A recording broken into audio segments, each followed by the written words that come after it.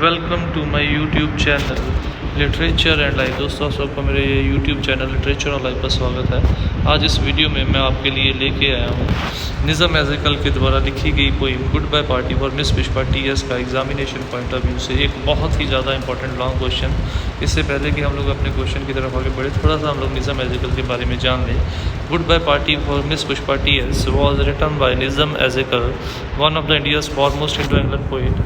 तो Indo Anglian poet में से एक बहुत ही फेमस पोइट है ये। He was born in 1924 and was educated in Mumbai and London. उनका जन्म 1924 में हुआ था और उनकी जो एजुकेशन है वह मैक्सिमम मुंबई और लंदन से है। He produced several volumes of verse and plays and was an art critic. Ezekiel died in 2004 at the age of 79. Ezekiel की जो डेथ है वो 79 ईयर्स की एज में 2004 में हुई थी।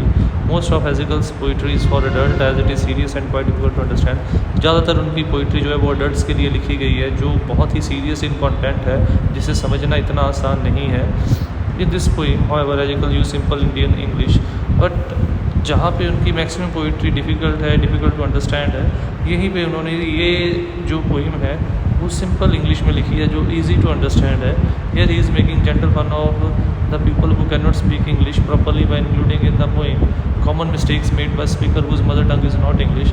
इस पोइम में उसने एक हल्का सा व्यंग कसा है, एक ह्यूमर क्रिएट किया है उन लोगों के ऊपर जिनकी मदर टंग इंग्लिश नहीं है और जिनको ग्रामेटिकल नॉलेज या बेसिक्स ऑफ इंग्लिश की कंप्लीट नॉलेज नहीं है, और वो बिना क्लैरिटी लिए जब इंग्लिश बोलते हैं कौन सी कॉमन मिस्टेक्स वो करते हैं, उन मिस्टेक्स को हाईलाइट करती हुई ये पोइम है। और ये पोइम ये भी दिखाती है कि किस तरीके से जब हम लोग किसी भी काम को, हम यहाँ पे लैंग्वेज छोड़ दें, जनरल लाइफ की बात भी कर लें, किसी भी काम को बिना उसकी प्रॉपर नॉलेज लिए, बिना उसकी प्रॉपर ट्रेनिंग लिए जब करते हैं, तो किस तरीके से हम लोग व्यंग, हंसी मजाक और इंसल्ट का पात्र बन के रह जाते हैं, जैसे नरेटर ऑफ द पोइम के साथ होता है।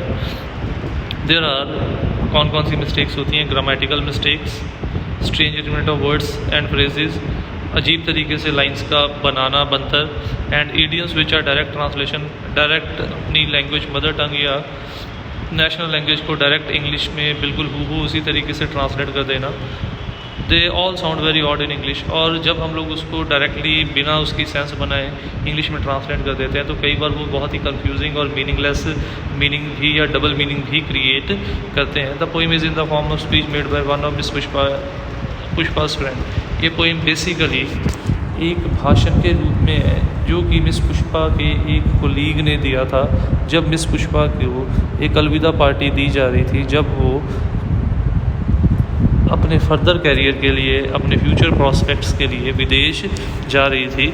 तो ये थी हमारी ब्रीफ सी इंट्रोडक्शन निज़म एज़ेकल के बारे में। Now let's move on to our main topic, that is Nissim Ezekiel's goodbye party for miss Pushpa T S. Comment on the Ezekiel satire on Indian English in the poem. तो क्वेश्चन है, सटायर किस प्रकार से पोइट ने इस पोइम में भारतीय लोगों के इंग्लिश बोलने लिखने के ऊपर एक व्यंग कसा है। तो इससे पहले हम लोग आंसर स्टार्ट करें, हमें पता होना चाहिए सटायर क्या होता है। ये satire is to ridicule something aiming for its improvement. Satire का मतलब ये है, वो एक ऐसी लिटरेरी डिवाइस है जहाँ पे जो लेखक है, जो पोइट है, वो किसी चीज़ के ऊपर व्यंग कसता है उसकी बेइज्जती करने के लिए नहीं, बल्कि उसको उसकी उस वीकनेस, उसकी उस कमी का एहसास दिलाने के लिए, इस उम्मीद में कि जब अब व्यंग कस दिया गया है तो वो अगली बार उस वीकनेस, उस कमी को इम्प्रूव करेगा और उस मिस्टेक को रिपीट नहीं करेगा। यानी कि सटायर जो है वो इंसल्ट के लिए एम नहीं होती, सटायर का एम होता है टू इम्प्रूव समवन। और इस पोइम में भी पोइट ने जो सटायर किया है ऐसे लोगों के ऊपर किया है जिनकी मदर टंग इंग्लिश नहीं है, जिनको proper knowledge of English grammar and basics of English language का कोई भी नॉलेज नहीं है। और ऐसे लोग जब इन चीज़ों को क्लियर किए बिना जब इंग्लिश बोलने की कोशिश करते हैं तो किस तरीके से वो कॉमन मिस्टेक्स करते हैं, किस तरीके से उनकी लाइंस जो है वो इंटेंडेड मीनिंग से अलग मीनिंग देती हैं, उसी चीज़ को हाईलाइट करती हुई ये पोइम है। और पोइट चाहता है कि जिस तरीके से इस पोइम में नरेटर गलती कर रहा है, हम लोग वैसी गलती ना करें। हम लोग बेसिक्स क्लियर करने के बाद ही किसी लैंग्वेज को, किसी काम को करने की कोशिश करें, तब हमारे चांसेस ऑफ मिस्टेक जो है वो मिनिमम रह जाते हैं। इस पोएम में भी जैसे जब भी वो अपनी तरफ से मिस पुष्पा की तारीफ़ करना चाहता है, उसकी रॉन्ग ग्रामेटिकल प्रेजेंटेशन के कारण, रॉन्ग चॉइस ऑफ वर्ड के कारण, रॉन्ग फॉर्मेशन ऑफ सेंटेंसेस के कारण उसका जो मीनिंग है कुछ और ही निकलता है। उसकी हर तारीफ़ मिस पुष्पा के लिए हमें इंसल्ट महसूस होती है, और वो चाहता नहीं था इंसल्ट करना, बट क्योंकि उसको ग्रामेटिकल नॉलेज की बहुत कमी थी, इसी वजह से उसकी हर कमी जो है वो हाईलाइट होती है इस जगह के ऊपर। देखिए, तो अब now let's move on to answer. The present poem goodbye party for miss Pushpa TS has been written by Nissim Ezekiel. तो ये पोइम जैसे मैं पहले ही बता चुका हूँ, निज़म एज़ेकल के द्वारा लिखी गई है। One of the greatest Indo Anglian poet में उनका नाम शुमार है। Most of his poems are modern, realistic and critical in nature. उनकी ज़्यादातर पोइट्री मॉडर्न है, रियलिस्टिक है एंड क्रिटिकल। ये तीनों क्वालिटीज़ हमें इस पोइम के अंदर भी मिल जाती हैं। ये पोइम मॉडर्न भी है, रियलिस्टिक भी है और क्रिटिकल, आलोचनात्मक भी है। आलोचना की गई है उन लोगों की जो लोग विदाउट बेसिक्स क्लियर किए, विदाउट प्रॉपर ग्रामेटिकल रूल्स की नॉलेज लिए, without basics of English language की नॉलेज को अचीव किए हुए इंग्लिश बोलते हैं और फिर मिस्टेक्स करते हैं और फिर खुद और दूसरों को भी एक मजाक का पात्र बना के रख देते हैं। उनके तरफ एक आलोचनात्मक ढंग से इस पोइम को प्रेजेंट किया गया है। The present poem is a satire on Indian English. A satire aims at ridiculing with purpose of improving or correcting it. जैसे मैंने आपको पहले ही सटायर की डेफिनेशन दी कि ये पोइम में एक तो व्यंग है भारतीय लोगों की, जिस तरीके से इंग्लिश बोलते हैं, लिखते हैं, उस शैली के ऊपर। और सटायर का एक व्यंग का मेन पर्पस ये होता है कि किसी का मजाक उड़ाना, किसी गलती को हाईलाइट करना, इस मकसद के साथ कि उस गलती को इम्प्रूव करवाया जा सके, उस गलती को ठीक किया जा सके, ताकि सामने वाला उस गलती को दोबारा ना करे। In this poem the poet has presented the situation when miss Pushpa TS is going abroad for her further career and the people are giving her a farewell party. और ओकेजन क्या है इस पोइम का, इस भाषण का? मिस पुष्पा TS जो है वो विदेश जा रही हैं अपने अगले करियर के लिए, और बाकी के जितने लोग वहाँ पे मिस पुष्पा TS को एक अलविदा पार्टी, एक गुड बाय पार्टी देने के लिए इकट्ठा हुए हैं। Friends, our dear sister is departing for foreign. इसीलिए मिस पुष्पा कहती है, वो कहता है कि आज यहाँ पे हम सब लोग इसलिए मिल रहे हैं क्योंकि आज कुछ ही दिनों में मिस पुष्पा जो है वो यहाँ से विदेश जा रही है। यहाँ पे देखिए मिस्टेक क्या है, डिपार्टिंग शब्द हम लोग तब इस्तेमाल करते हैं जब किसी की डेथ हो जाती है। दूसरी चीज़, प्रेजेंट कॉन्टीन्यूस टेंस का इस्तेमाल किया गया है। तो इस तरीके से हम लोग देखते हैं उसको ना प्रॉपर ग्रामेटिकल नॉलेज थी और ना ही उसको पास प्रॉपर वोकैबुलरी मौजूद थी, इसीलिए उसने रॉन्ग यूज़ ऑफ वर्ड और रॉन्ग यूज़ ऑफ ग्रामर किया है यहाँ पे, जो कि टोटली डिफरेंट मीनिंग हमारे सामने बनाती है उसके चाहे मीनिंग से।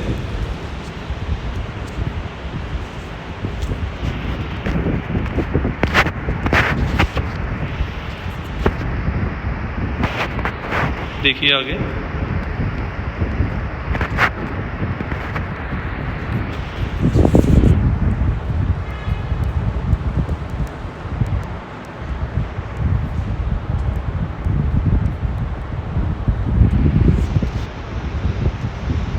The poem is actually a speech made by a person at the farewell party. The speaker, without knowing and without taking any consideration about grammatical rules, keeps on speaking wrong English. तो जैसे अभी पहले मैंने आपको बताया कि ये poem एक भाषण है जो कि एक प्रवक्ता के द्वारा, जो कि शायद स्टेट सेक्रेटरी का काम संभाल रहा था और जो मिस पुष्पा का एक कोलीग था, उसके द्वारा दिया गया था मिस पुष्पा की अलविदा पार्टी के ऊपर। और उस पर्सन को ना तो इंग्लिश की बेसिक नॉलेज थी, ना ही ग्रामेटिकल रूल्स की कोई नॉलेज थी, इसीलिए वो इन चीज़ों को इग्नोर करता हुआ, इन चीज़ों को इम्प्रूव करने की बजाय इन चीज़ों को इग्नोर करता हुआ लगातार गलत इंग्लिश बोलता चला जाता है। It is due to lack of proper knowledge about grammatical rule that is every place seems to be an insult of miss Pushpa. और उसकी इसी कमी के कारण कि उसको प्रॉपर ग्रामेटिकल रूल्स की नॉलेज नहीं है, उसके पास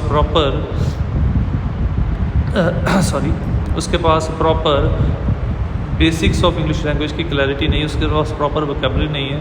यही कारण है कि उसके द्वारा मिस पुष्पा की गई हर तारीफ़ जो है हम लोगों को इंसल्ट, बेइज्जती महसूस होती है। जैसे कि इन लाइन्स में miss Pushpa is smiling and smiling for no reason. अपनी तरफ से वो ये कहना चाह रहा था कि मिस पुष्पा जो है वो हंसमुख नेचर की है, हमेशा हंसते हुए चेहरे से वो हम सब लोगों को मिलती हैं। बट जिस तरीके से उसने कहा उसका अर्थ ये निकलता है कि मिस पुष्पा हमेशा हंसती रहती हैं, कई बार तो वो बिना बात के भी हंसती रहती हैं, यानी कि हमेशा हंसते रहती हैं, बिना बात के हंसती रहती हैं। ये तारीफ़ नहीं बल्कि इंसल्ट हुई कि कोई बिना बात के कौन हंसता है, जो बेवकूफ़ हो या पागल हो। इसीलिए अपनी तरफ से वो उसकी तारीफ़ कर रहा था, बट क्योंकि उसको फॉर्मेशन ऑफ सेंटेंसेस नहीं आते थे, उसको ग्रामेटिकल रूल्स की क्लैरिटी नहीं थी, इसीलिए उसका कही गई बात तारीफ़ कम बेइज्जती ज़्यादा लगती है। इसी तरीके से the place where he should have made the use of simple present tense is continuously using present continuous tense. जहाँ पे उसको प्रेजेंट इंडेफिनिट या किसी और टेंस का इस्तेमाल करना था, वहाँ पर वो लगातार प्रेजेंट कॉन्टीन्यूस टेंस का इस्तेमाल करता चला जा रहा है। और ये भी एक कॉमन मिस्टेक है, जिन लोगों को ग्रामर के रूल्स की क्लैरिटी नहीं होती वो हमेशा कॉन्टीन्यूस टेंस में ही हर लाइन को लिखने की कोशिश करते हैं। जैसे यहाँ पे भी लाइन कहना वो ये चाह रहा है कि मिस पुष्पा एक अच्छे परिवार से संबंध रखती है, miss Pushpa belongs to a very high family, ये लाइन बननी थी। और जिस तरीके से उसने कहा वो है miss Pushpa is coming from very high family, miss Pushpa एक अच्छे परिवार से आ रही हैं, यानी कि वो अभी तक पहुंची नहीं है, कहीं रास्ते में ही है। तो इस प्रकार से हम लोग देख सकते हैं जहाँ पे टेंस की मिस्टेक है वहीं पे रॉन्ग चॉइस ऑफ वर्ड भी है और रॉन्ग फॉर्मेशन ऑफ सेंटेंस भी है, यानी कि उसको ग्रामर की रत्ती भर भी नॉलेज नहीं है, जिसके कारण वो जो चाहता है वैसा मीनिंग नहीं, उसके टोटली ऑपोजिट मीनिंग निकल रहा है। Here he has used present continuous tense where according to the rules of grammar present indefinite tense should have been used. तो यहाँ पे उसने हम लोग देख सकते हैं फिर से प्रेजेंट कॉन्टिन्यूस टेंस का इस्तेमाल किया है, जहाँ पे रूल के अकॉर्डिंगली प्रेजेंट इंडेफिनिट का टेंस इस्तेमाल करना बनता था। He keeps on doing this mistake again and in this way he is actually making fun of his English and creating humour. और वो ये गलती बार बार दोहराता चला जा रहा है, इस तरीके से वो अपना भी मजाक उड़ा रहा है और अपने द्वारा कही गई इंग्लिश का और इंग्लिश के द्वारा मिस पुष्पा के बारे में जो भी कह रहा है उसका भी वो मजाक बनाता चला जा रहा है, व्यंग उसके ऊपर कसता चला जा रहा है। Similarly he is differing to his memory and is moving from the actual subject of the speech. फिर जब हम लोग स्टेज पे सेक्रेटरी के रूप में होते हैं, हम किसी के बारे में बोल रहे थे, हमने उसके बारे में बोलना है, अपने विचारों को अपने थॉट्स के बारे में नहीं बोलना।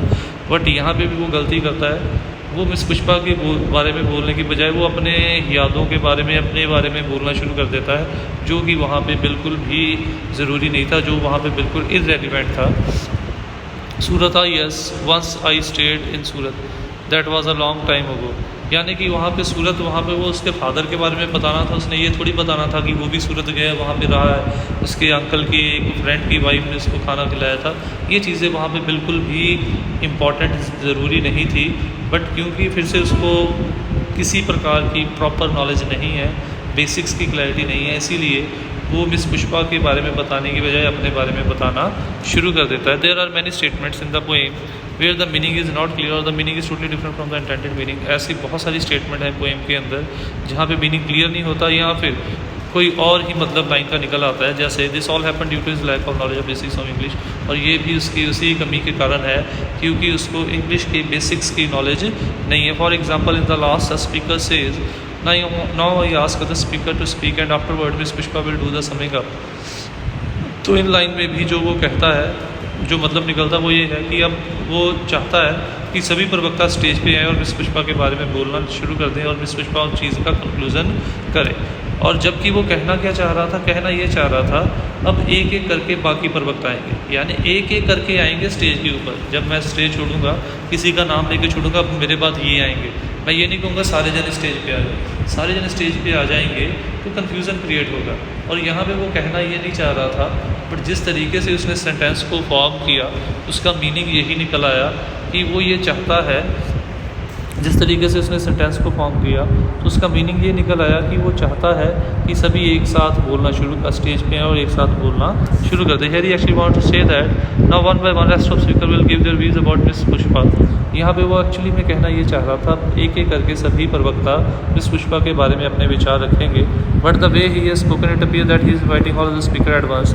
और जिस तरीके से उसने कहा है ऐसा लग रहा है उस बाकी सारे के बैठे प्रवक्ताओं को एक साथ स्टेज के ऊपर बुला रहा है। So we see that the poet has presented style on Indian English in the poem. तो इस तरीके से हम लोग देख सकते हैं पोइट ने इंडियन लोगों के इंग्लिश बोलने के ऊपर एक व्यंग कसा है। जब हमारे पास प्रॉपर नॉलेज ऑफ ग्रामर और इंग्लिश के बेसिक रूल्स की हमें क्लैरिटी नहीं होती उस चीज़ और हम लोग इंग्लिश बोलने की कोशिश करते हैं, उस चीज़ के ऊपर व्यंग कसा है। और पोइट ने हम लोगों को नरेटर स्पीकर के ज़रिए ये चीज़ महसूस करवाने की, आभास दिलाने की कोशिश की है कि हम लोग ऐसी गलती ना करें वरना हम लोग भी स्पीकर के जैसे एक मजाक का पात्र बन के रह जाएंगे। In the end to conclude we can say that through this poem the poet has try to present a style of Indian way of English without making any effort to clear about it properly. इस poem में poet ने actually में भारतीय लोगों के द्वारा English बोलने के ऊपर व्यंग कसा है। जब भारतीय लोगों को इंग्लिश के ग्रामेटिकल रूल्स या बेसिक्स की क्लैरिटी नहीं होती और फिर भी वो इंग्लिश बोलने की कोशिश करते हैं और ऐसे में वो किस तरीके से गलत इंग्लिश बोलते हैं और वो किन हालातों में फंस जाते हैं उसके ऊपर व्यंग कसा है। The result is that it leads to feeling of being ashamed. और ये इसका नतीजा ये होता है कि हम लोगों को शर्मिंदगी, बेइज्जती का सामना करना पड़ता है, जैसे नरेटर को करना पड़ रहा था पोएम के अंदर, जैसे स्पीकर को करना पड़ रहा था पोएम के अंदर। तो ये था हमारी आज की वीडियो। उम्मीद करता हूँ आपको वीडियो अच्छी लगी होगी। वीडियो अच्छी लगी हो तो वीडियो को लाइक और कमेंट ज़रूर कीजिएगा और ऐसे वीडियोस के लिए चैनल को सब्सक्राइब कीजिए। नई वीडियोस की अपडेट के लिए बेल आइकन पर क्लिक कीजिए। Thanks for watching the video. Don't forget to subscribe my channel, click on the bell icon to get the latest updates.